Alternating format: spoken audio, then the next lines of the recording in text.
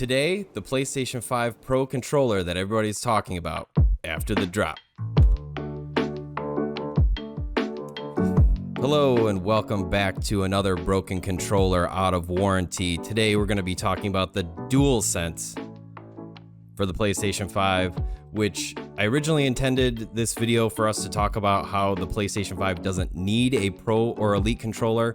However, recent controversy and other mucklings have caused us to talk about this. So I want to get right over to this iFixit article, and there's many others that have been doing research on this. So basically a class action lawsuit has been filed against Sony for stick drift issues in the DualSense controller.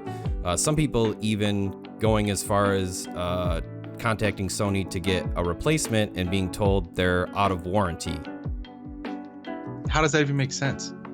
Like, this thing hasn't been out for a year? Basic electronic warranties are like a year at least. Yeah. And for manufacturing defects, but yeah. And so iFixit, I think, has laid this out really the best. They did a really great teardown of this, and it comes down to the actual joystick modules that they use. It's an off-the-shelf component, and I have highlighted here. Sony isn't the only company to use off-the-shelf joystick modules, but like Microsoft, they've made it difficult to repair this consumable component. Joysticks have a known life expectancy. It's listed right in the product sheet from the manufacturer. It's predictable they would fail, which makes you wonder if it's willfully cost-saving calculation on the console maker's part to not offer more reliable or replaceable sticks. So a little bit further down in this article, they call out that these joysticks are made by Alps. This is an off-the-shelf component, literally from like late 90s or 2000s. Not much has changed in them. What? And this even is in the $180 Xbox One Elite controller, which is another kind of crazy thing, as well as the Nintendo Switch controllers. Xbox hasn't had quite the backlash on these, and interestingly, I think it is because they have some software for dead zone correctness, if I'm remembering correctly, which would kind of mitigate some of this. So yeah. The long and the short of it, the potentiometer, which I'm showing on screen, this is the part that actually sends the movement to an electrical current for your controller to read and send back out. This thing has 2 million life cycles, which according to iFixit, after a few rough calculations, is about 400 hours of lifespan. That's like half of most people's Destiny 2 experience through the entire life of the PS4. Like, and that's on each axis, I should say that. So, I do think this is. So each one is 400 or total 200 each? No, I think it's 400 hours each axis essentially. I don't know the exact math, but yeah. At the end of the day, if it's one way or the other, whichever one is busted, hey, that's you're out of luck. And I think this is really unfortunate for what was initially, everybody's like, even us, $70 controller. Who makes $70 controllers? What the heck is this? I'm not paying for this. And then you start to see the features that are in it. You feel the build quality. We got it right before the console came out. It felt really nice. Then once you got it and connected to the PlayStation, all the stuff it can do with the haptic. So nice. And the adaptive triggers, there's so much in this that I would pay more for this controller now seeing it. And it's unfortunate that something that is a little bit more expensive, sort of like a lot of Sony's first party games, they're pushing this slightly higher price point. Yeah. They added stuff to it, but they ignored one of the most important parts of it. Yeah. And it's like you're charging $70 for a controller and you're not giving it the lifespan it needs for the use. Like, once I heard about the drifting and everything, and I was like, oh, just like Joy-Cons, whatever. Like, I've had one happen, whatever. I'll buy another one. I don't care. But once you put a number on it, where it's like 400 roughly hours of gameplay, roughly estimated, whatever, calculated, it's just like, well, then it's like,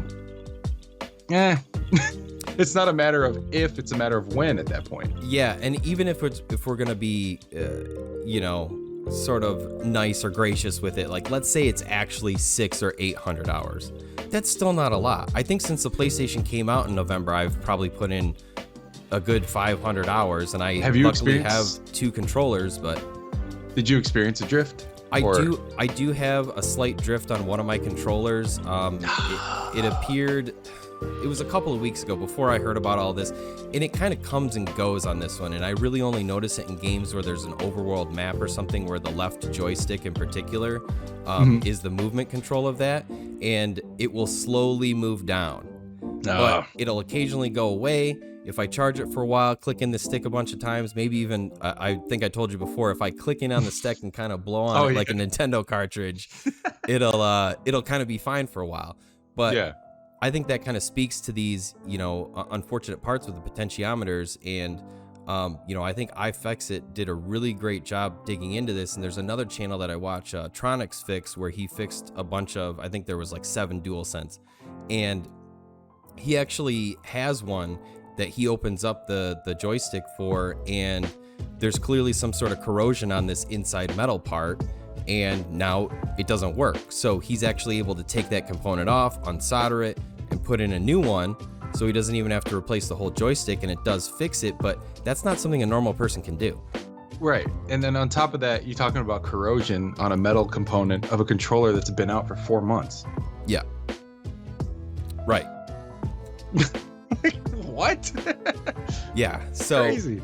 It's really unfortunate, and like I said, we really wanted to talk about like how great the DualSense is, which we're going to get into in a little bit, but I definitely think this warrants bringing up, and just kind of the unfortunate nature that it really is such a great controller to be hampered by something like this. And like I said, I've got it in one of my controllers.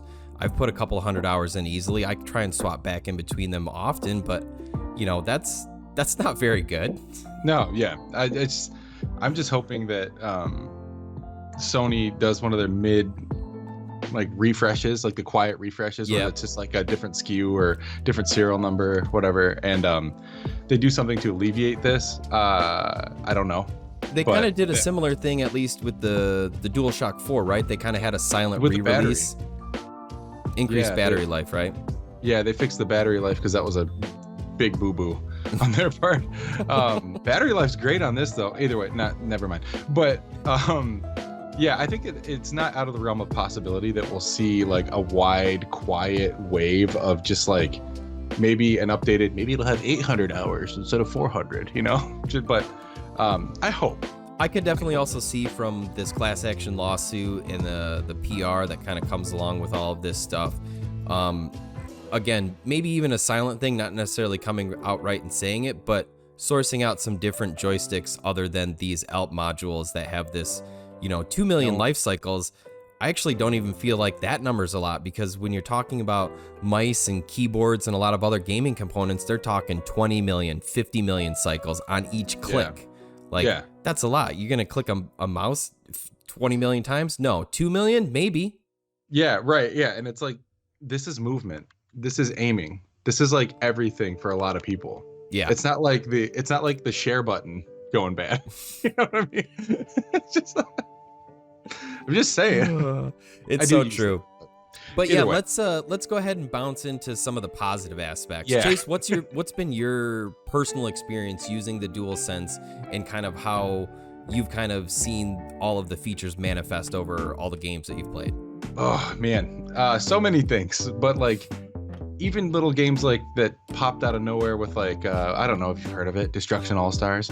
It got a lot. We gave it a lot of buzz. But even how they utilize the haptics and just a little use of adaptive triggers, everything that I've experienced with the controller is just nice. It's just nice, dude. Like, it feels good in the hand. It's got great battery life. I play PS5 like all day.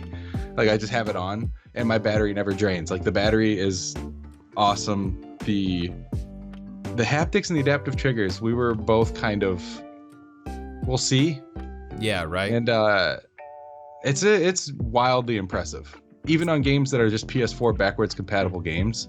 Yeah, just using that normal, like the what it's getting as like the general rumble, like, oh yeah, rumble, what that translates into haptics is pretty crazy.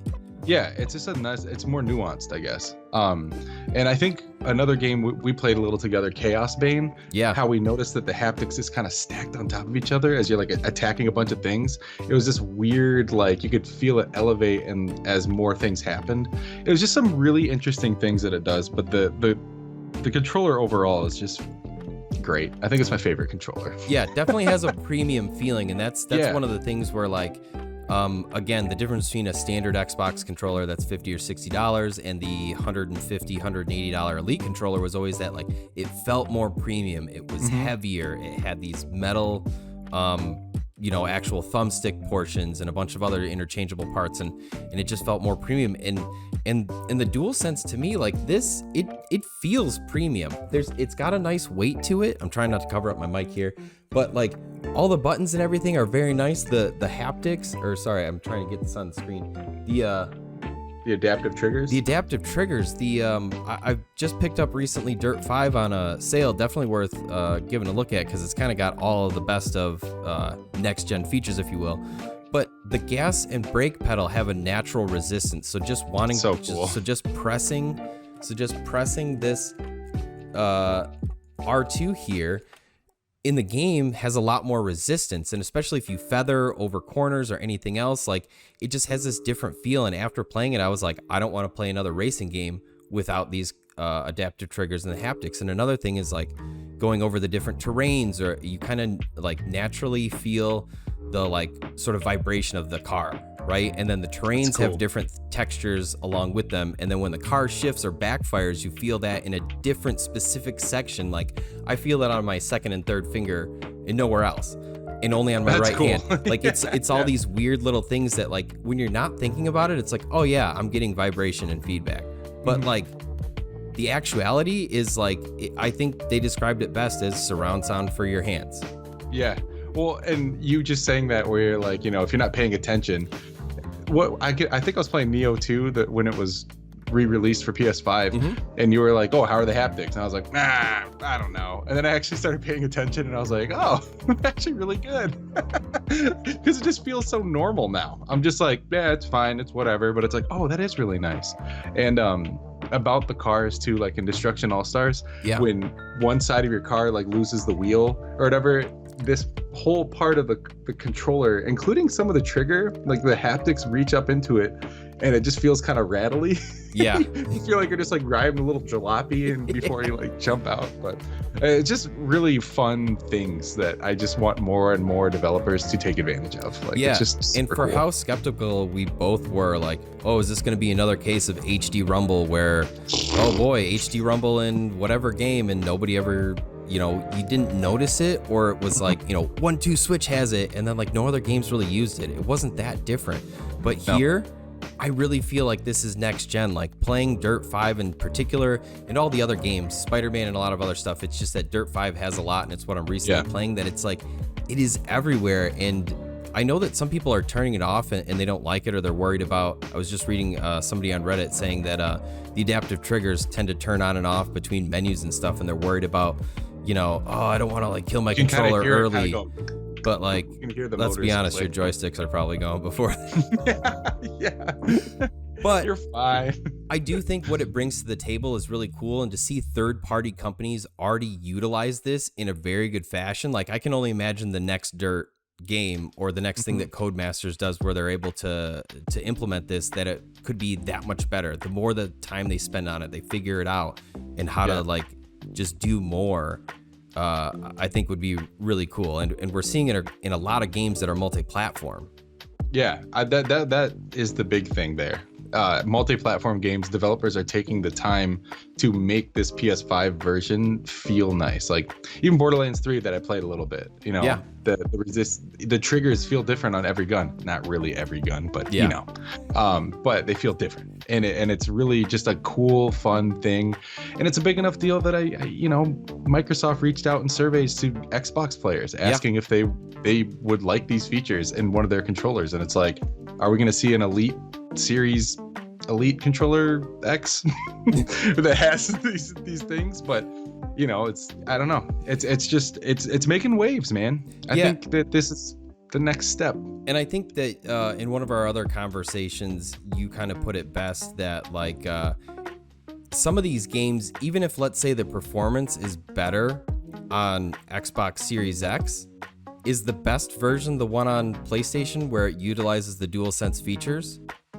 Right? Like, does it become the ultimate? Yeah. Like, hey, it's not just about the performance. It's about the other Yeah. features. It's about the haptics and the feedback and the adaptive triggers and all this other stuff. The whole Like, experience. yeah, absolutely. Yeah, man. And that's what the DualSense is. It's the whole kit and caboodle, Right? including stick drift. Sorry.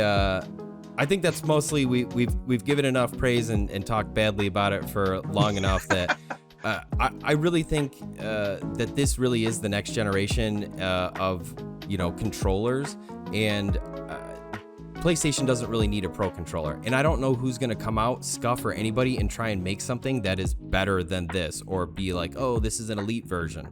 I think it's probably going to be hard for them to implement all the haptics and all the other stuff because it's not off the shelf parts. But anyways, we'll cut it off there.